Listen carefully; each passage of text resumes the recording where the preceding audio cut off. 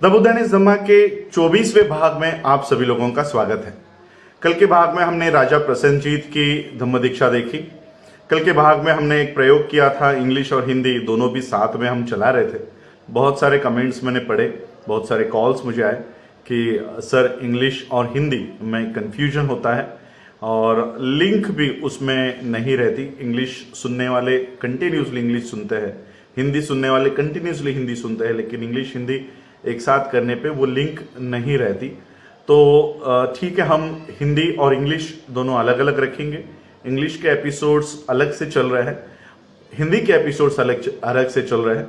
जो लोग इंग्लिश के एपिसोड्स देखते हैं उनको लग रहा है कि हिंदी में बनाए नहीं जा रहे, तो हिंदी के भी एपिसोड्स चल रहे हैं। हिंदी में भी ट्रांसलेट करके मैं ये इंग्लिश की ही किताब, मैं हिंदी की किताब नहीं प्रेफर कर रहा, क्योंकि हिंदी और मराठी अनुवादित किए हुए जो बुक्स है वो बुक्स मैं भी नहीं समझ पाता, तो आम जनता मैं नहीं समझता कि वो समझ पाएंगी। तो ये बुद्ध एंड हिज धम्मा में इंग्लिश से ही ऑक्सफोर्ड डिक्शनरी लेकर बैठकर मैं जो शब्द है उसको अपने आप ही अनुवाद करके आप लोगों तक पहुंचा रहा हूं। जो शब्द आज के है, जैसे मैंने एक शब्द देखा था नेग्लेक्ट करना, इसे आज की हिंदी में हम अनदेखा करना कहते हैं, लेकिन यही किताबी इंग्लिश में उसे उपेक्षा लिखा गया है। मुझे उपेक्षा का अर्थ ढूंढने के लिए और एक डिक्शनरी लेकर बैठना पड़ता है। तो मैं जो ट्रांसलेशन कर रहा हूं ये आज के जनरेशन जो हिंदी का इस्तेमाल करती है, तो उस तरह के शब्दों का मैं प्रयोग कर रहा हूं ताकि सीधे साधे सरल हिंदी में आप लोगों को ये बातें बताऊं। तो मैं इंग्लिश की किताब लेकर ही पढ़ रहा हूं और वही आपको हिंदी में ट्रांसलेट करके बता रहा हूं। बहुत भारी भारी शब्दों का इस्तेमाल मैं नहीं कर रहा, जो पहले के अनुवादकों ने किया हुआ है, उपेक्षा और पता नहीं क्या, मुझे और ये शब्द ढूंढने के लिए और रिसर्च करना पड़ता है। तो बुद्ध एंड हिज धम्मा के इंग्लिश और हिंदी एपिसोड्स हम अलग अलग रखेंगे। कल हमने राजा प्रसेनजीत की धम्म दीक्षा देखी, किस तरह से राजा प्रसेनजीत ये बुद्ध की शरण में, धम्म की शरण में और संघ की शरण में गए, वो देखे। आज आगे चलते हैं और आज के एपिसोड में देखते हैं कि और कौन है जो बौद्ध धर्म की दीक्षा में उन्होंने दीक्षा ग्रहण की। राजगृह में साल्वती नाम की एक वेश्या रहा करती थी। उस वेश्या ने एक बालक को जन्म दिया और जन्म देते ही साल्वती ने उस बच्चे को कूड़े के ढेर पर, मिट्टी के ढेर पर फेंक दिया। वहां से गुजरने वाले लोगों ने देखा, वो बच्चे को देखा, सभी लोगों ने भीड़ इकट्ठा की और सभी वो बच्चे को देख रहे थे। और तभी उसी वक्त राजा अभय, राजकुमार अभया, प्रिंस अभया वहां से गुजर रहे थे। उन्होंने उन इकट्ठा सभी लोगों को पूछा कि क्या हो रहा है, क्या चल रहा है, क्यों भीड़ की है। तो राजकुमार अभय वहां पर आए और उन्होंने देखा बच्चा, और सभी लोगों ने कहा कि ये जीवित है।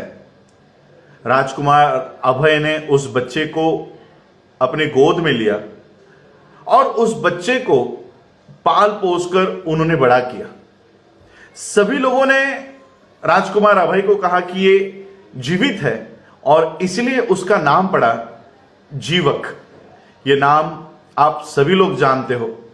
इस नाम को भी, इस जीवक को भी यहां की ब्राह्मणी संस्कृति उसको ब्राह्मण बताने का काम या उसका भी ब्राह्मणीकरण करने का काम जीवक का चलता है। तो कौन है ये जीवक, आज पता करते हैं। ये जीवक जब बड़ा हुआ, राजकुमार अभय ने इसका पालन पोषण करके इसको बड़ा किया, तब बड़ा होने के बाद इसे अपनी हकीकत पता चली। इसे पता चला किस तरह से इसके अपने ही मां ने इसको कूड़े के ढेर पर फेंक दिया और राजकुमार अभय ने इस जीवक को पाल पोस कर बड़ा किया। इस जीवक के मन में एक तीव्र इच्छा उत्पन्न हुई, निर्माण हुई कि मैं भी मेरे जीवन को इन लोगों की भलाई के लिए अर्पण करना चाहता हूं, इस मानवता की सेवा में अपने जीवन को लगाना चाहता हूं। और फिर एक दिन राजा अभय को बिना बताए हुए, उनके बिना अनुमति के जीवक ये राजकुमार अभय का महल छोड़कर तक्षशिला विद्यापीठ में पढ़ाई करने के लिए गया। University of Takshashila. तक्षशिला विद्यापीठ में 7 साल तक इस जीवक ने मेडिसिन की पढ़ाई की, वैद्य शास्त्र की पढ़ाई की, और वैद्य शास्त्र की पढ़ाई करने के बाद यह राजगृह लौटा। राजगृह आने के बाद इसने अपनी प्रैक्टिस शुरू की, प्रैक्टिस एज अ डॉक्टर। वैद्य शास्त्र की इसने अपना व्यवसाय शुरू किया, और देखते ही देखते पूरे राजगृह में इसकी ख्याति, इसका नाम बढ़ने लग गया। इसका सबसे पहला पेशेंट था साकेत की एक सेठानी की पत्नी। साकेत के सेठानी की पत्नी का ठीक तरह से उपचार करने के बाद और उसको अपनी पीड़ा से दूर करने के बाद उस साकेत के सेठ ने जीवक को 16,000 मुद्राएं, कहां पनास इंग्लिश में लिखा हुआ है, तो उसका हिंदी अनुवाद मैंने मुद्रा ताकि आप लोगों को समझ में आए, 16,000 मुद्रा देकर एक पुरुष सेवक, 1 मेल सर्वेंट, और एक पुरुष बावर्ची और एक रथ देकर इस सेठी ने जीवक को उसका बदला, उसका जो फीस है वो इस तरह से उसको दी।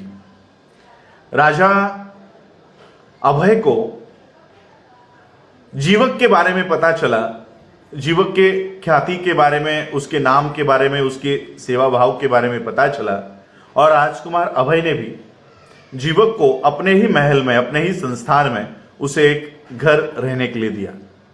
और एक बहुत बड़ा उपचार इस जीवक ने किया। वो उपचार था राजा बिंबिसार के जानलेवा नासूर का, फिस्टुला। नासूर का उपचार इस जीवक ने किया, और राजा बिंबिसार ने उनके 500 पत्नियों के जितने भी आभूषण थे वो सारे आभूषण जीवक को दे दिए। एक महत्वपूर्ण ऑपरेशन, चिकित्सा, शल्य चिकित्सा जीवक ने की।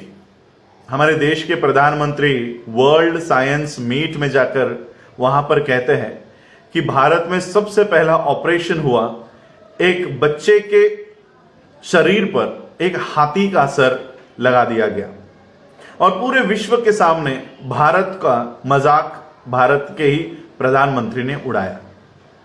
आज जानते हैं कि क्या है असलियत, किसको छुपाने के लिए ये इस तरह की मनगढ़ंत बातें, काल्पनिक चेहरों को सामने लेकर आया जाता है।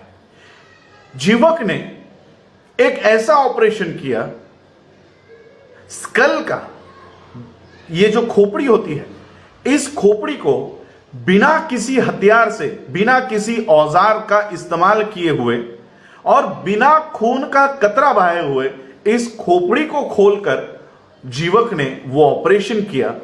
और ये मेरे ख्याल से दुनिया का पहला ऑपरेशन भारत में हुआ जो जीवक ने किया।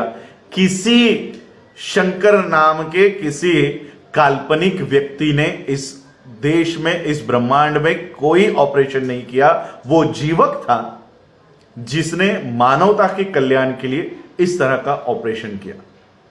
अनेक ऑपरेशंस, अनेक उपचार जीवक ने किए, और फिर जीवक जो है ये राजा और रानी के ये राज वैद्य उनको नियुक्त किया गया।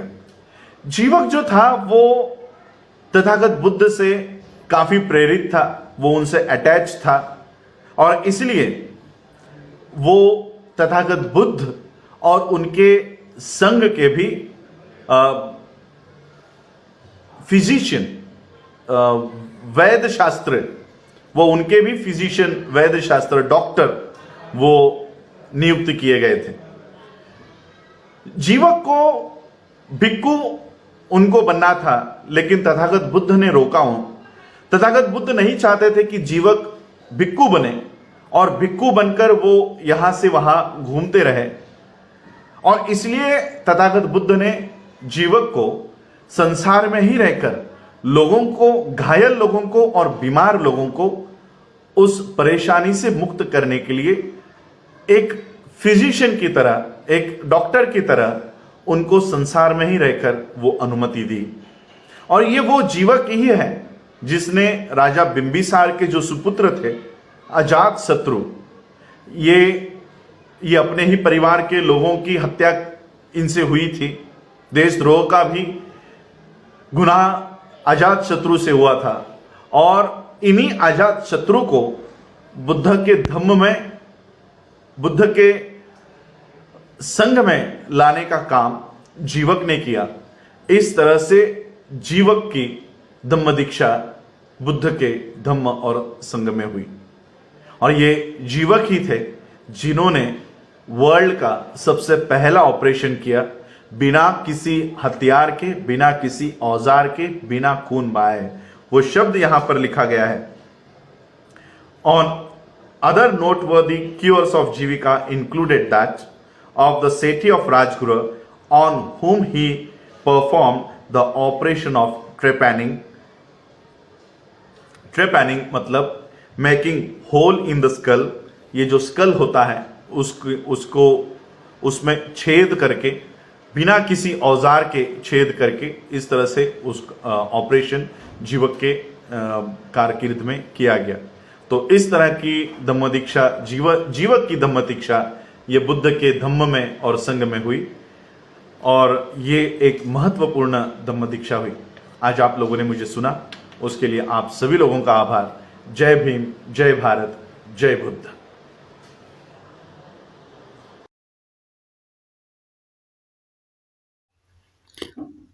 आप सभी प्रिय दर्शकों से मेरा निवेदन है कि आप बहुजन समाचार टीवी को सब्सक्राइब करें।